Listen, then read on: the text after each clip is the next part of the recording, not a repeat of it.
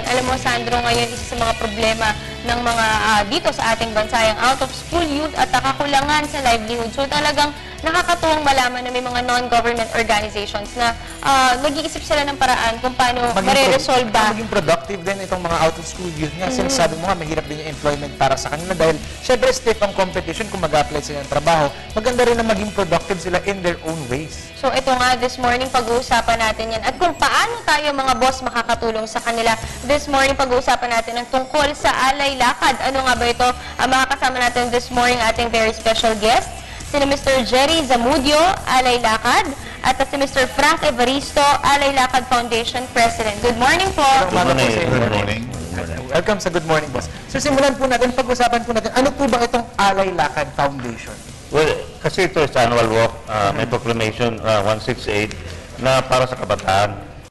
So, parang government and civic organization nagtutulong para to get funds for the out-of-school youth. Ito 41 years na, and this year, yung 4 big civic organizations ang namumuno nito. Rotary International District 3810, Karen Tamayo ang chairperson.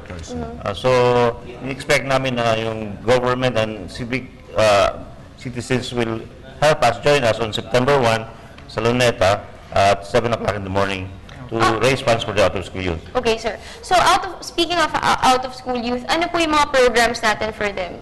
Well, we have scholarship grant, yung di nakakatapos, mga scholarship ng third year high school to pag natapos. Tapos, meron kaming skills training course. Meron kaming, they can also group on projects ng mga sari-sari store. At saka tricycle, we provide them without interest. So, ayan, pwede sila magkaroon ng training, Sandro, para eventually, meron silang sariling business o para nga masisecure nila yung future nila dahil nga may trabaho na sila. Pero ito, sir, siguro maganda pag kung gaano po ba talaga karami yung population ng mga out-of-school youth natin at gaano po ba kalaking problema ito sa ating society? Medyo marami kasi sa hirap ng, because of the typhoon, especially sa Mindanao, actually, ang statistics shows na there are more than 50,000 out-of-school youth sa Metro Manila. 500,000 pala. So, kailangan magtulong tayo para makakatapos ng mga kabataan. So, sir, sa dami ng nasabi niyong out-of-school youth, gaano na rin naman po karami ang natulungan nitong Alay Lakad Foundation? As of this date, meron kami 60,000 out-of-school youth na natulungan na nationwide. Kasi itong Alay Lakad nila naman sa Metro Manila, sa other cities, meron ding Alay Lakad. So, I believe this is yearly po. This is Yes, annually po. Annual walk for cause for the youth. So, Sir Zamudio, ano naman po itong mangyayari sa September 1? Would you like to discuss po itong Alay Lakad? Ang AAP kasi ay napakiusapan na kami mag-organize magplano nung walk mismo. This will be participated by groups at sila magagaling sila sa 4 na areas. So, dito ay una-una meron tayong walk group number 1A. Ito yung lead agency na ang grupo na ito ay composed of Lions International, yung BSP, GSP, yung Kiwanis International at saka JCIP.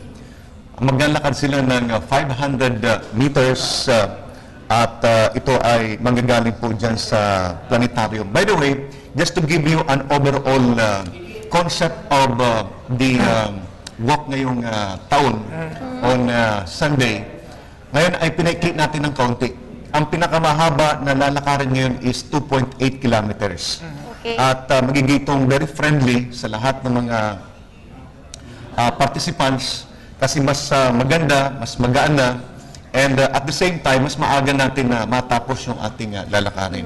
Kasi ang pinaka-konsepto lang naman talaga ng Alay Lakad is bayanihan. Yung makita natin na yung tao na yun dyan, gusto lang makiisa, especially kasi ng Alay Lakad na makapag-provide tayo ng scholarship sa mga out-of-school youth. Sa amin sa AP, excited kami dyan kasi alam mo, ang OSY is isa yan sa mga target ng kabila.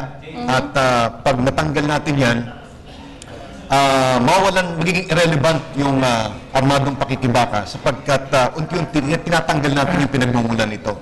So kaya kami, ang AFP is very excited to partner with the Alay Lakad Foundation Incorporated.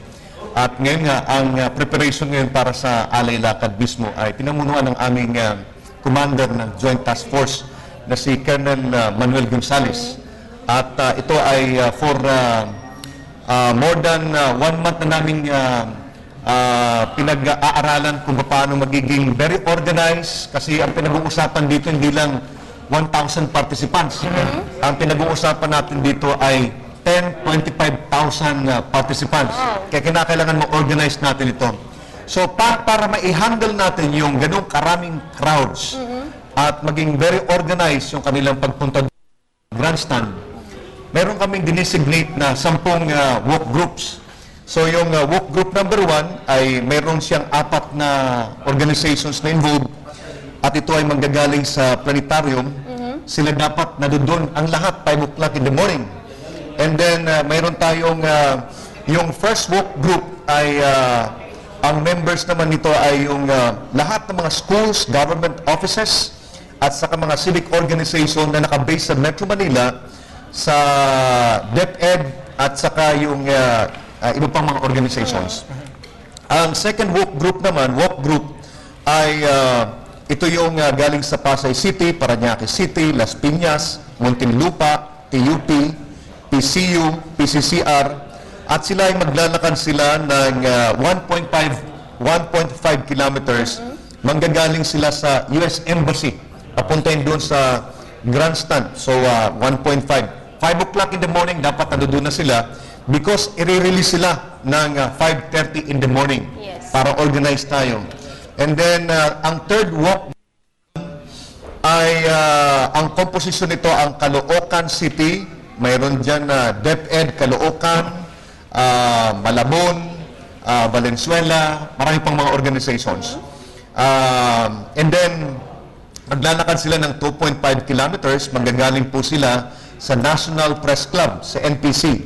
Ang fourth walk group naman ay, ang composition nito ay DILG galing sa Quezon City, Marikina, TCQC, UP Diliman, MIST, NAU, at sila ay maglalakad ng 2.1 kilometers at ang release point nila ay magagaling po sila sa malapit sa Planetarium, Burgos. So, isa-isahin ko lang kasi gusto natin maging organized ito. Ano? Yes, sir. Dahil kung ikaw mag-participate ka at alam mo kung anong organization ka, alam mo kung saan ka pupunta at alam mo kung anong oras ka dapat pupunta doon. So, ang walk group number 5 naman ay maglalakad po siya ng 2.6 kilometers. Lahat kayo na miyembro dito, ang PNP, ang CCP, PSBA, yung TIP, ang NCBA, kinakailangan po kayo sa Mindiola, Ligarda Street sa Manila. Yun ang assembly area ninyo. And kinakailangan 5 o'clock nandoon na kayo. Because i-release kayo ng 5:15 para matapos nito on time. And then, ang walk group number 6 ay ang composition nito ay DND, kami sa AUP, PMI, PIATI, PATS, at PSCA, at yung mga schools sa Makati. And sila po ay manggagaling po sa US Embassy. At they are supposed to be there at 5 o'clock in the morning. Yung 7, tapusin ko na, hanggang 10 lang naman ito. Yung Makati City, Pateros, Batasang Lungsod, at yung DLSU, PMMS Manila. At sila po ay manggagaling sa US. Ang assembly area nila ay sa Roas Boulevard. Okay. Ang 8 naman ay kasama po dyan ng Mandaluyong City, San Juan, Pasig City, BBTC at RTO. Sila po ay manggagaling sa National Library sa TMCAL. And then ang pangsyam ay yung lahat ng mga schools, mga government offices, UST, FEU, SJC, PUP, at sila po ay manggagaling sa Jollibee Ligarda. Diyan sa May Manila. Yep.